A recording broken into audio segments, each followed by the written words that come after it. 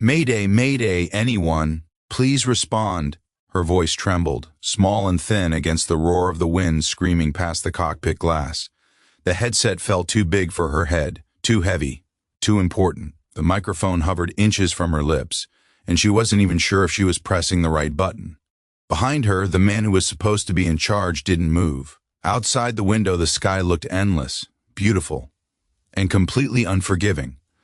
A deep vibration shook the aircraft again, stronger this time, rattling the frame beneath her fingers. Somewhere behind her, an alarm kept repeating the same cold, emotionless tone. Warning, warning, warning. She swallowed hard, her bright blue eyes scanning the controls she barely understood. Her heart beat so loudly she thought it might drown out her voice entirely. Please, she whispered into the radio, her words almost breaking apart. My pilot, he won't wake up. Silence answered her, just silence. The kind of silence that makes you wonder if anyone is listening at all. Outside the window, something moved. Dark shapes against the bright morning sky. Helicopters, military helicopters. But they weren't turning toward her. Not yet. Before this story goes any further, take a second to subscribe, because stories like this deserve to be heard. Her fingers tightened around the microphone. She'd been told adults always knew what to do. She had been told the people in uniform would protect you. But right now, at 12 years old, thousands of feet above the ground, she was completely alone. And the only question that mattered was one no child should ever have to answer. What happens when the people you trust to save you can't? Chapter 1. The morning had started quietly. Too quietly, maybe? Emma Carter had pressed her forehead against the cool airplane window, watching the clouds roll beneath them like waves frozen in time. She had always loved flying. Her father used to call it borrowing the sky. He'd been a pilot too, not military, not famous, just a man who believed that freedom lived somewhere above the clouds. She hadn't flown since he died, not until today. The headset resting over her ears smelled faintly like metal and worn leather. It was too large, slipping slightly whenever she turned her head. But she didn't complain. She didn't complain about much anymore. In the seat behind her, Officer Daniel Brooks adjusted something on his sleeve. His green uniform was crisp, perfect, untouched by doubt. He had introduced himself before takeoff with a firm handshake and a tight smile. "You'll be safe with me," he had said, safe. The word meant less to her now than it used to. At first, the flight had been smooth, almost peaceful. Brooks spoke occasionally into his own radio, his voice calm, confident, in control. Emma had watched him the way children watch adults when they're trying to understand how the world works. He seemed untouchable, like nothing could surprise him. Then the explosion came. It wasn't loud in the way she expected. It was deeper, heavier, like the sky itself had cracked open. The aircraft lurched violently to one side. Emma's shoulders slammed against the window. Alarms erupted instantly, filling the cabin with sharp, panicked sound. Brooks froze, just for a second. But Emma saw it, the hesitation. His hand moved toward the controls, but something was wrong. His breathing changed, fast, uneven. "Sir?" Emma asked softly. He didn't answer. His hand slipped from the control panel. His body sagged backward into the seat. "Sir?" she repeated, louder this time. Nothing. His eyes were open, but they weren't there. Emma felt something cold spread through her chest. The kind of fear that doesn't scream, the kind that whispers. She reached back, her small hand touching his arm. "Wake up!" He didn't move. Outside the window, smoke trailed behind the aircraft like a dark scar across the sky. And for the first time in her life, Emma realized something terrifying. The adults didn't always stay strong. The alarms didn't stop. They kept repeating over and over like the aircraft itself was begging for help. Emma's hands trembled as she pulled them back into her lap. She stared at Officer Brooks. He still wasn't moving. His chest rose and fell, but slowly, too slowly. She remembered what he had told her before takeoff. "If anything happens, you listen to me, understand?" She had nodded. But now there was nothing to listen to, only silence, only responsibility. She turned back toward the front window. The sky looked the same, bright, endless, indifferent. It didn't care who was ready and who wasn't. Her father's voice surfaced in her memory, calm, patient. "Flying isn't about controlling the sky, Em. It's about controlling yourself." She squeezed her eyes shut. "I can't do this. I'm just a kid." The thought felt heavy, crushing. But another thought followed it. There's no one else. Her gaze shifted to the headset. Slowly, she lifted it back onto her head. It felt even heavier now, like it carried the weight of every decision she was about to make. Her fingers hovered over the radio switch. She hesitated. What if she said the wrong thing? What if she made it worse? Her heart pounded harder. She could hear her breathing inside the headset. Then she remembered something else her father used to say. Courage isn't about knowing you'll succeed, it's about refusing to quit. Her finger pressed the button. Hello? She said. Her voice cracked. She swallowed and tried again. Hello, can anyone hear me? Static answered first, then nothing. Tears filled her eyes, but she forced them back. She couldn't afford to disappear inside her fear. Not now. Outside the window, the helicopters were closer, still distant, but real. Her chest tightened with something fragile. Hope. She pressed the button again.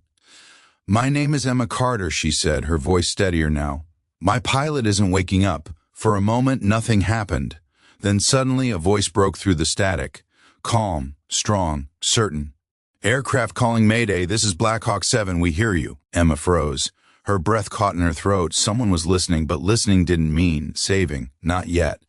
And as the burning engine flickered outside her window, Emma realized something else. Being heard was only the beginning. The voice that came through the headset didn't sound panicked. It didn't sound rushed. It sounded controlled in a way that made Emma realize how out of control everything else was.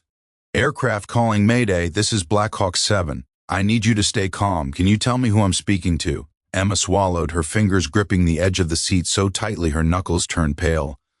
My name is Emma Carter, she said. Saying her name out loud made this real in a way that nothing else had.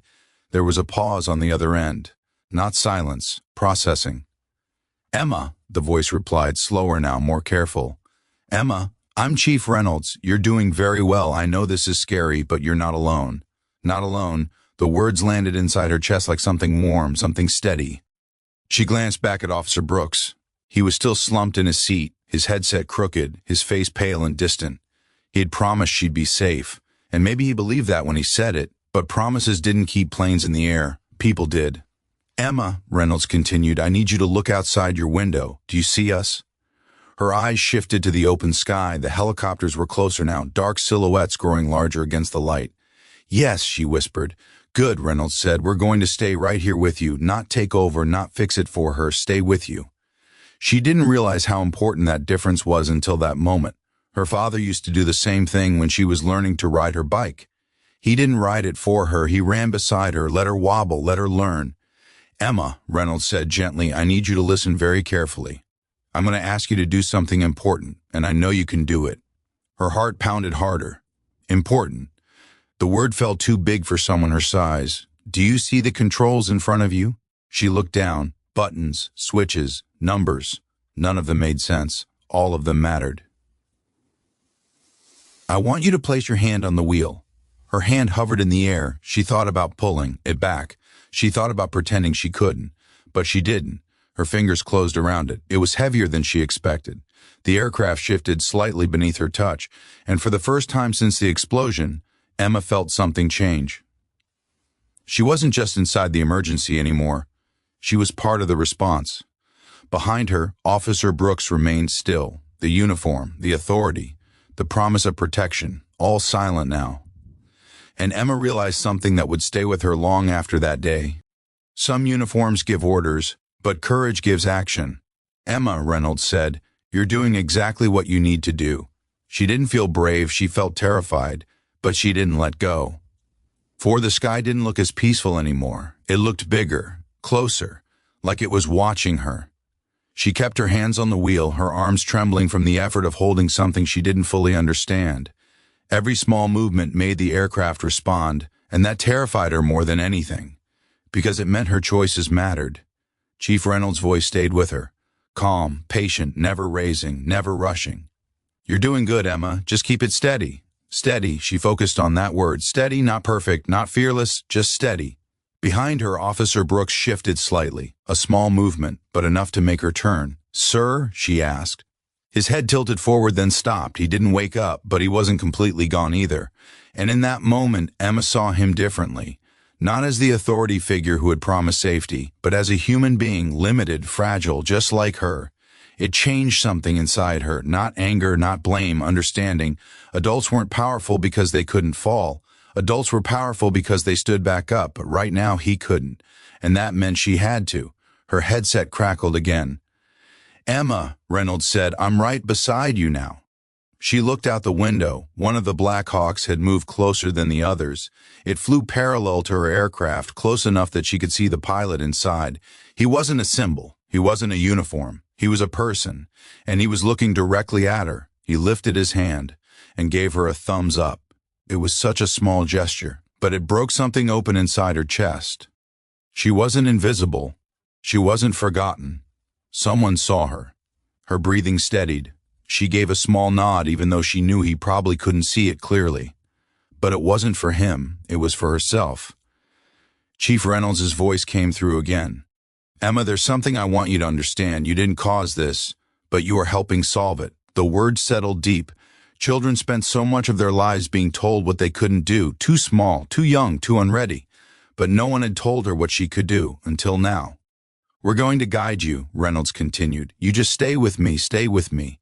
The same words her father used to say on hard days. She realized then that courage didn't feel like strength. It felt like responsibility.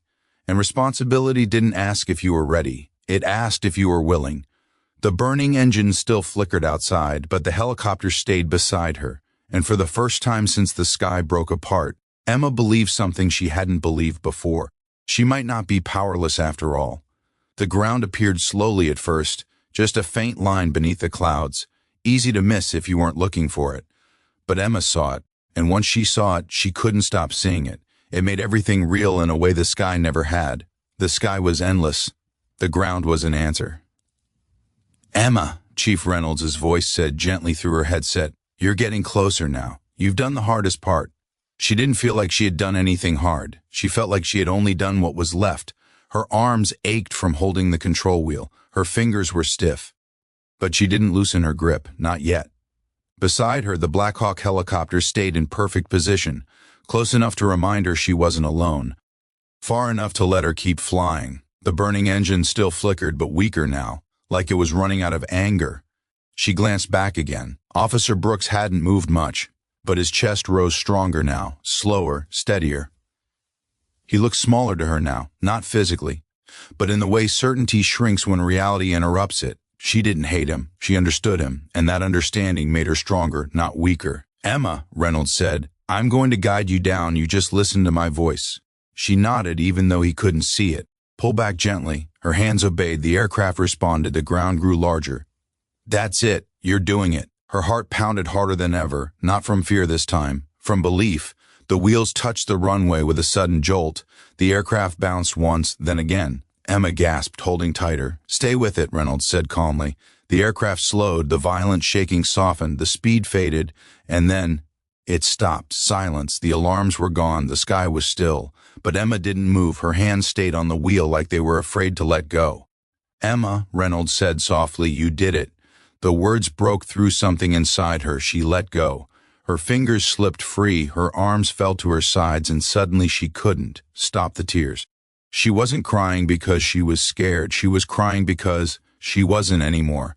Behind her, Officer Brooks stirred. His eyes blinked slowly, confused, lost.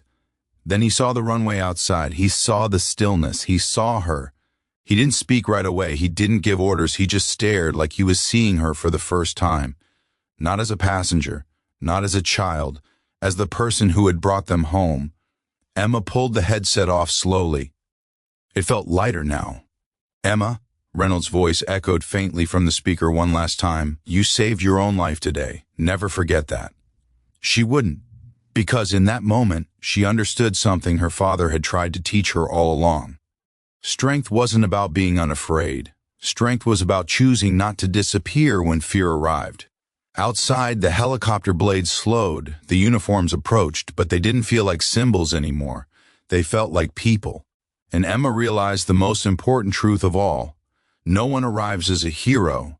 They arrive as someone who decided to stay. Before this story ends, take a second to subscribe, because real stories of courage, resilience, and quiet strength deserve to be remembered, and you never know which story might remind you of your own strength one day. End message years later, people would ask Emma what it felt like. They expected her to say brave. They expected her to say proud, but she always told them the truth. I felt small, she would say. I just didn't let small stop me. Because courage doesn't belong to the strongest. Courage belongs to the ones who stay when leaving would be easier. Courage belongs to the ones who speak when silence would be safer. Courage belongs to the ones who believe that even their smallest voice can reach someone who's listening. And somewhere, even now, thousands of feet above the ground, there might be someone small and afraid and unsure holding on. And maybe they don't need to be fearless. Maybe they just need to know they're not alone. If this story meant something to you, take a moment to share it and tell me this. From which part of the country are you watching this story?